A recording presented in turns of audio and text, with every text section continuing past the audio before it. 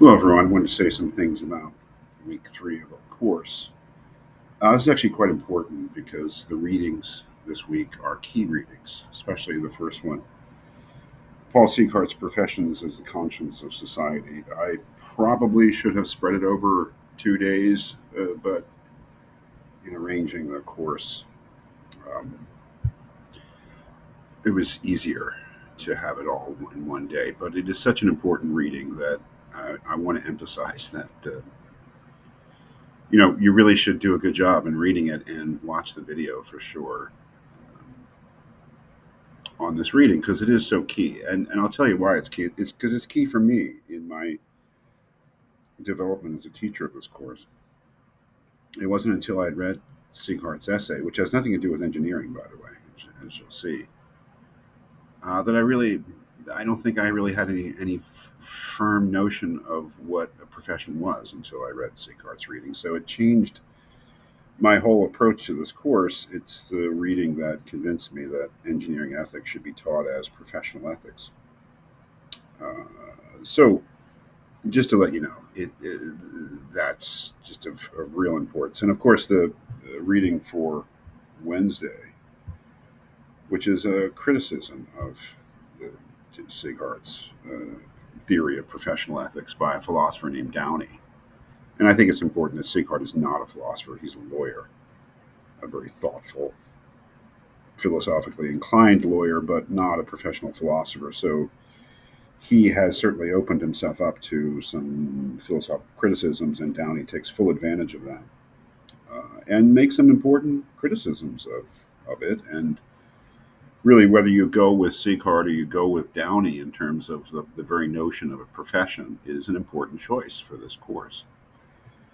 The reading for Friday is a brief reading in which Sieghart replies to Downey's reply, really replies to his criticism. And there's one point in there which is so important, the idea that the kind of claim that Sieghart has made about professional altruism is a perceptual claim. To me, that's such an important point that even though it's really the only important point in this piece, this short reply, that I think it's worth a whole day. So that's what we're doing this week. What is the idea of this week? It really is the general idea of what a profession is. Again, not only does Sieghart not mention engineering, I would guess that he doesn't even think that engineering is a profession. I personally think he's wrong about that. But so this is not about engineering this week. The idea here is the idea of a profession and what the foundation of that idea is. Like, how do you define a profession, or how do you know that what's going on is professional work? Sieghart gives you, right or wrong, a certain idea of what that is. That is, and that's based in the idea of the professional relationship, the professional client relationship. And so, this idea of what a profession is provides, along with his general theory of ethics, a basis for professional ethics. And these key ideas of the duty to altruism that he thinks emerges out of the uniqueness of the professional client relationship and the idea of the noble cause. These are really rude ideas. Again, they may be mistaken ideas, and Downey certainly thinks they're mistaken. And Downey doesn't think there's anything like a profession at all. Again, I think he's wrong about that, but I think he's got some good criticisms.